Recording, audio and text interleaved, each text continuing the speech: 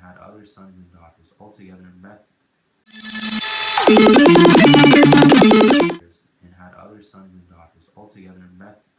Methuselah lived a total of 969 years, and then he died. When Lamech had lived 182 years, he had a son. He named him Noah, and he said, "He will comfort us in the labor and painful toil of our hands caused by the ground the Lord has cursed." After Noah was born, Lamech lived 595 years and had other sons and daughters. Altogether, Lamech lived a total of 777 years, and then he died. After Noah was 500 years old, and he became the father of Shem, Ham, and Japheth. Wickedness in the world. When human beings began to increase in number on the earth and daughters were born to them, the sons of God saw that the daughters of humans were beautiful, and they married any of them they chose. Then the Lord said, "My spirit will not contend with humans forever, for they are mortal. Their days will be 120 years." The Nephilim were on the earth in those days, and also afterward.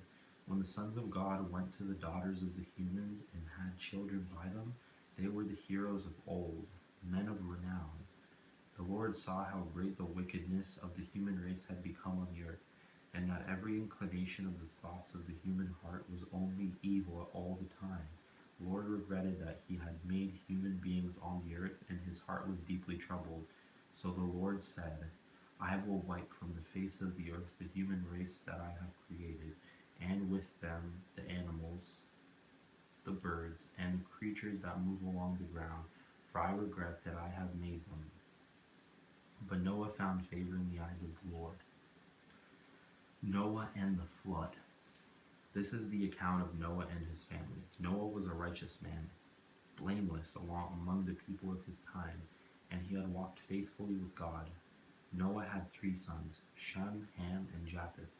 Now the earth was corrupt in God's sight and was full of violence. God saw how corrupt the earth had become, for all the people on earth had corrupted their ways. So God said to Noah, "I am going to put an end to all people, for the earth is filled with violence because of them. I am surely going to destroy both them and the earth. So make yourself an ark of cypress wood. Make rooms in it and coat it with pitch inside and out. This is how you are to build it. The ark is to be 300 cubits long, 50 cubits wide, and 30 cubits high. Make a roof for it, leaving below the roof an opening 1 cubit high all around.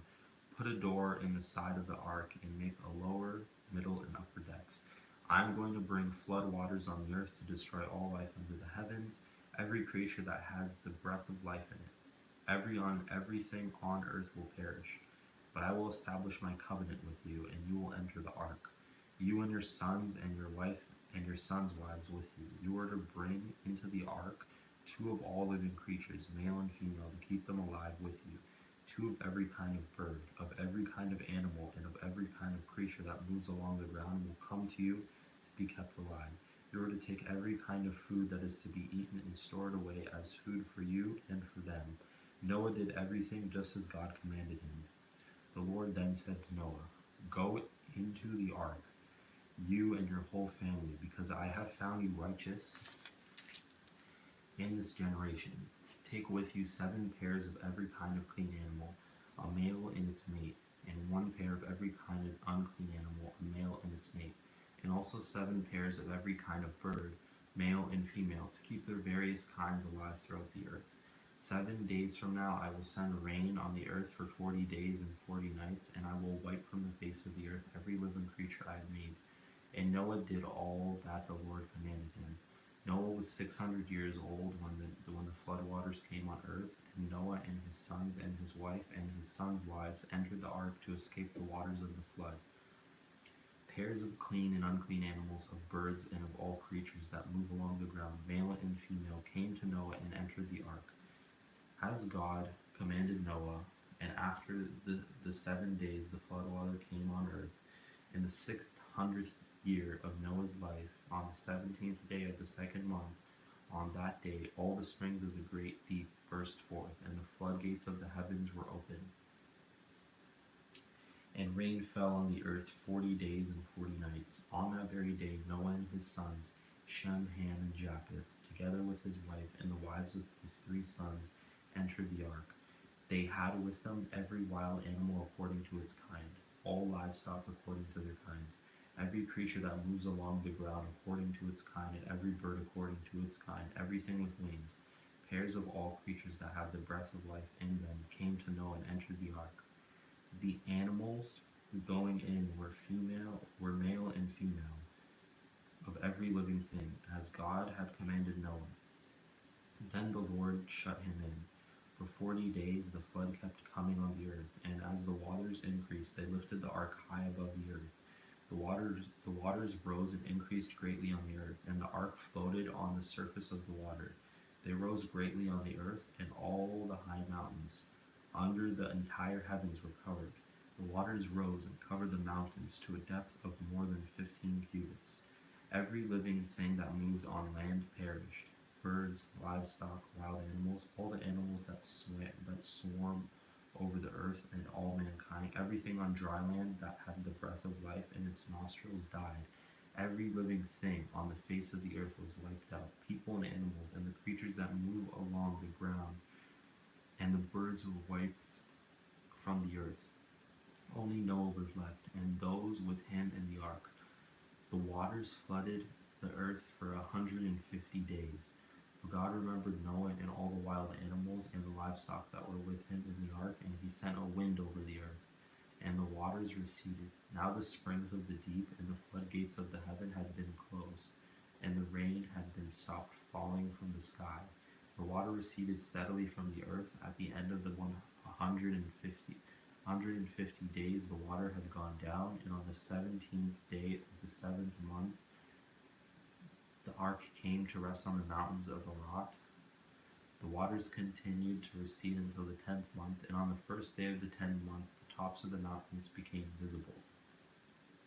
After 40 days, Noah opened a window he had made in the ark and sent out a raven, and it kept flying back and forth until the water had dried up from the earth.